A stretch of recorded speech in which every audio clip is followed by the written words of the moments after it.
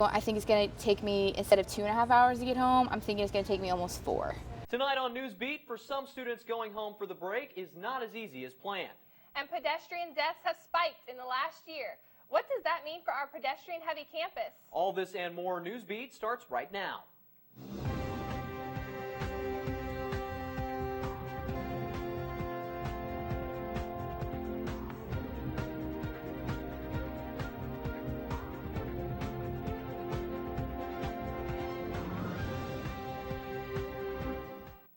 With one more day of classes before spring break, some students may need to take an alternate route home.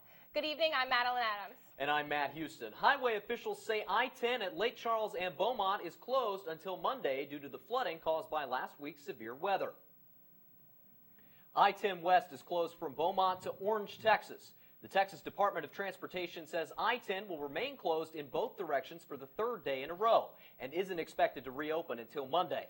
Thousands of Texas and Louisiana residents have been displaced since storms surged through the south, leading to flooding in many areas like the Sabine River. Due to the closure, alternate routes are open to lead drivers away from danger, but causes some problems in Louisiana towns. Basically, I'm from a really small town that's about 30 minutes south of Lake Charles, and so they are literally directing people from Texas through my hometown. So my parents work in Lake Charles on a daily basis, and it is taking them, instead of about 30 minutes to get home, it's taking them about 2 hours because of all of the traffic. Pedestrian deaths in Louisiana are up by an estimated 10% over the last year. That's according to a recent study by the Governor's Highway Safety Association. Tiger TV reporter Emily Dillon finds out how LSU student leaders are pushing for changes that will keep LSU students safe walking on and around campus.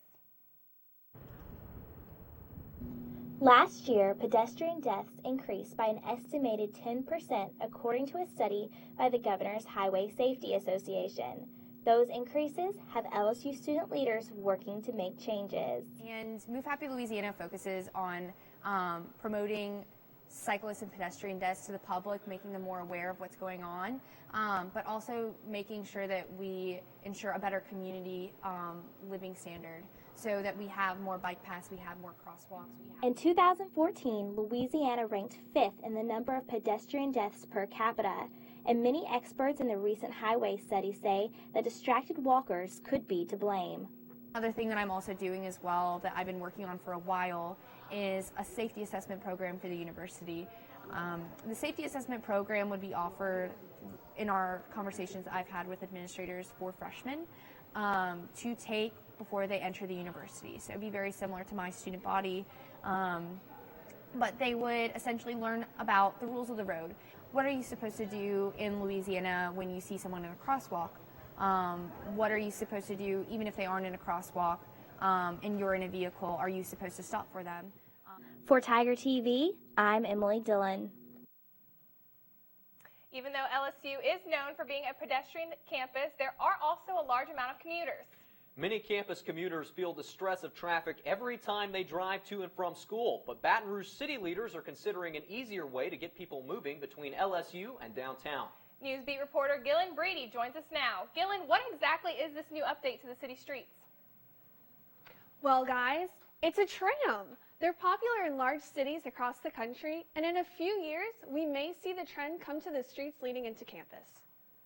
Earlier this month, the Department of Transportation and Drainage announced its route for the new streetcar system, Tramlink BR. Neatly ties together another option for transit between LSU and downtown. It also serves some areas in the Old South Baton Rouge area and some lower income areas that need additional transportation choices. Stephen Bonnet, director of the Department of Transportation and Drainage, says that this tram system will give Baton Rouge residents options, even on game day. Since a lot of folks on LSU says, well, we think that it would be pretty neat. We could park at the parking garage downtown and take the tram to the games at LSU, and we don't have to worry about parking at LSU. Well, that's one thing, but that's just a few times a year. Tramlink BR would run downtown on St. Ferdinand Street, North Boulevard, and North 4th Street, as well as on Nicholson Drive, ending at South Stadium Drive. It'll tie into the campus transit on that end, and also all along the route, it'll also tie into the capillary transit system buses of the city of Baton Rouge. Baton Rouge received a federal grant specifically for transportation that will be used to fund the tram. For St. Patrick's Day, a few local bars and restaurants have some food and drink specials to celebrate. The Bulldog is offering $2 off microbrew pitchers starting at 9 p.m.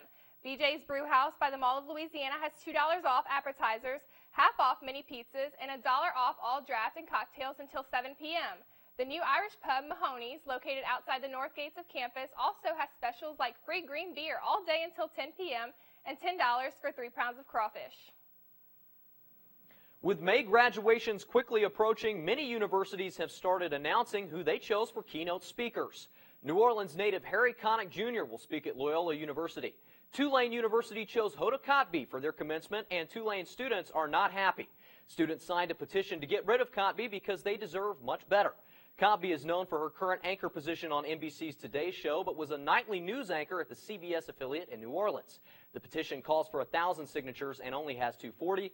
Tulane has yet to comment.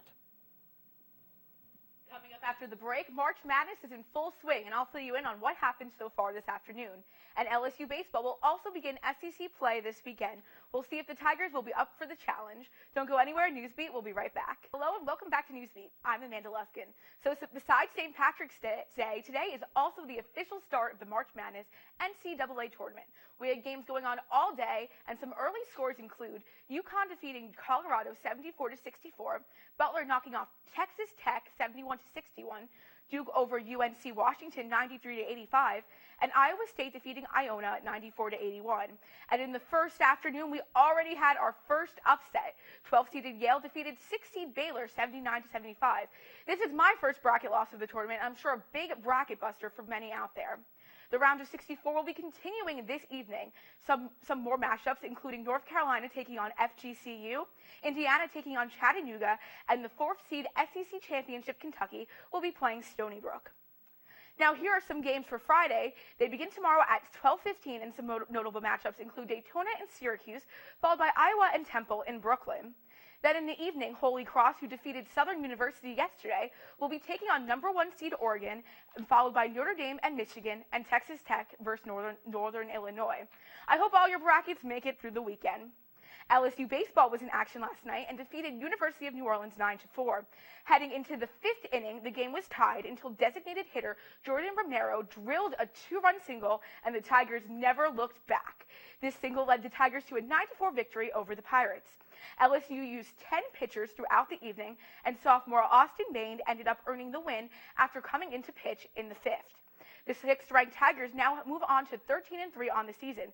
They will open up SEC play this weekend at the Bucs, and head coach Paul Maneri thinks they're ready for the challenge. Now, the series this weekend will begin against the Alabama Crimson Tide, and first pitch is scheduled for 7 o'clock. Now, as for LSUF Shreveport's baseball, things aren't looking as bright as they are here for the Tigers in Baton Rouge.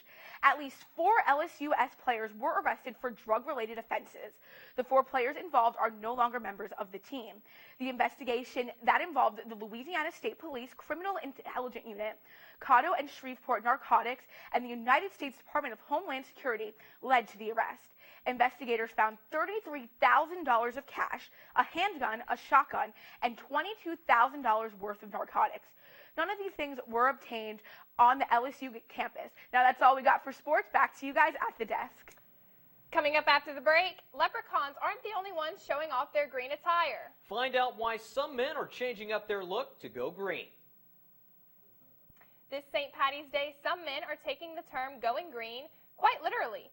To help support the Never Forget Honor Flight, Wisconsin men are dyeing their facial hair green. The Never Forget Honor Flight is put on by the Wisconsin Broadcasters Association and flies veterans out to Washington, D.C. to visit the memorials built to honor their service. Top priority for the flight is given to World War II survivors, and none of the veterans have to pay. It's completely free. Well, that's all the time we have for tonight, but you can find these stories and more on TigerTV.tv. And follow us on Facebook, Twitter, and Instagram at LSU Tiger TV. Don't forget to tune in to #OriginalCopy at 5:45. Thanks for watching.